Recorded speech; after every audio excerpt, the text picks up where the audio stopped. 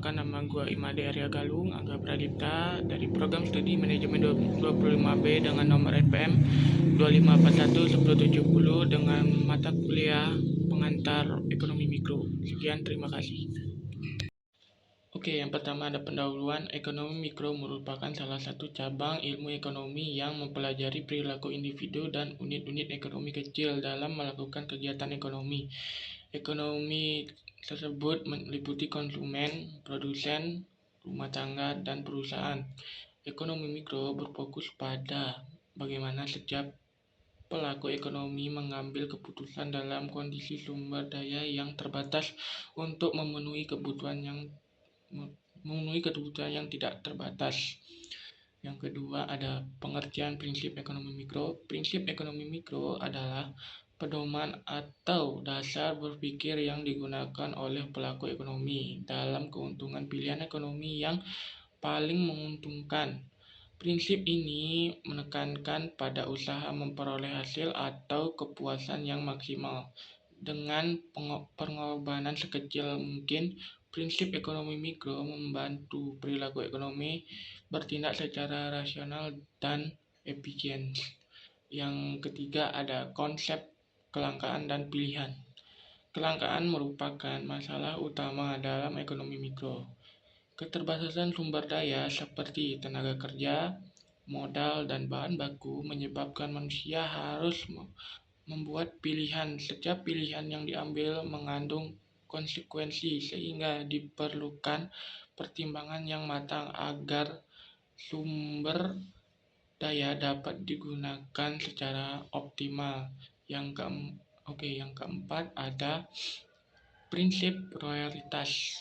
Prinsip royalitas menyatakan bahwa setiap pelaku ekonomi cenderung bertindak secara rasional dalam mengambil keputusan.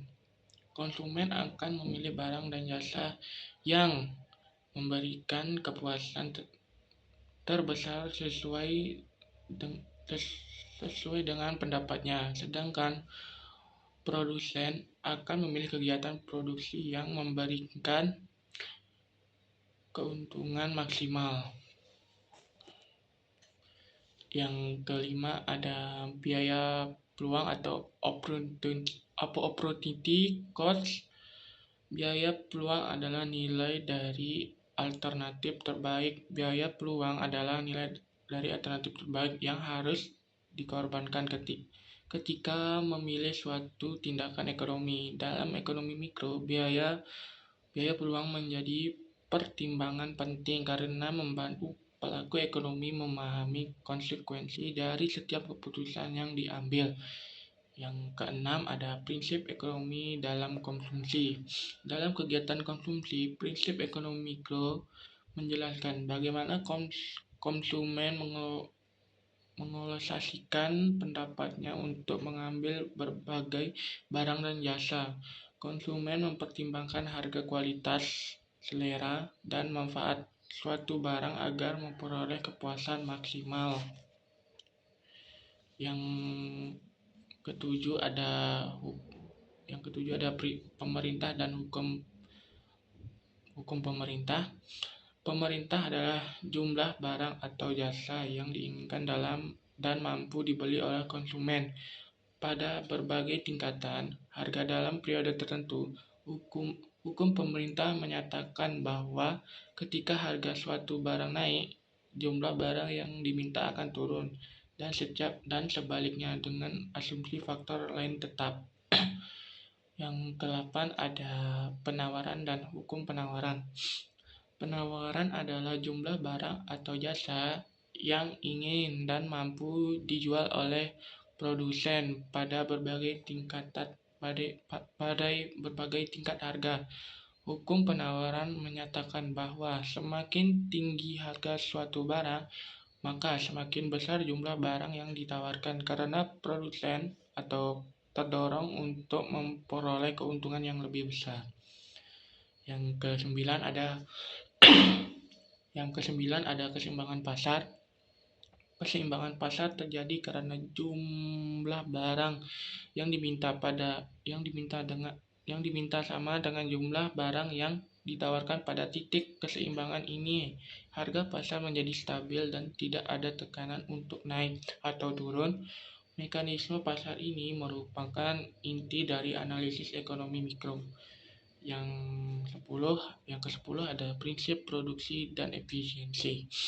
Ekonomi mikro juga membahas prinsip produksi, yaitu bagaimana produsen mengoptimalisasikan faktor-faktor produksi secara efisiensi.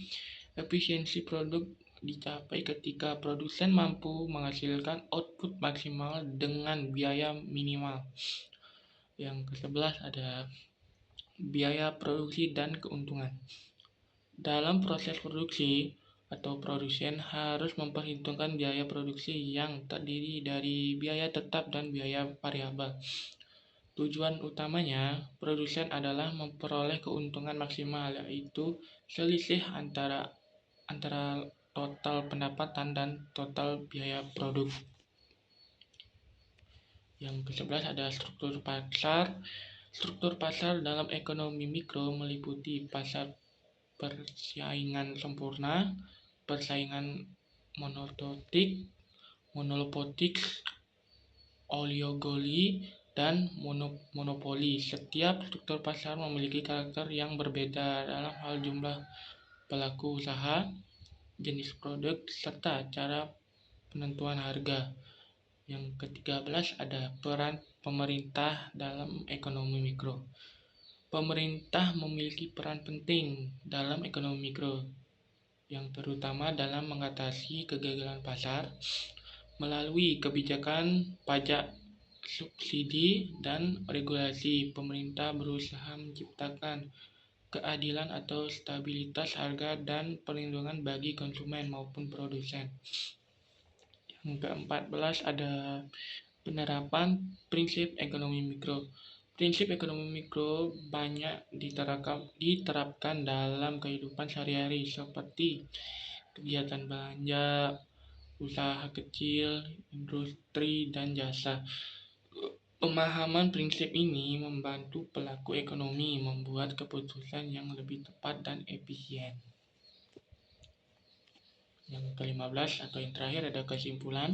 Prinsip ekonomi mikro merupakan dasar penting dalam memahami perilaku ekonomi pada tingkat individu atau perusahaan. Dengan menerapkan prinsip royalitas, biaya piutang, efisiensi, serta memahami mekanisme pasar, pelaku ekonomi dapat mengambil keputusan yang optimal. Oleh karena itu, pemahaman ekonomi mikro sangat diperlukan untuk meningkatkan kesejahteraan dan efektivitas kegiatan ekonomi. Jika Anda ingin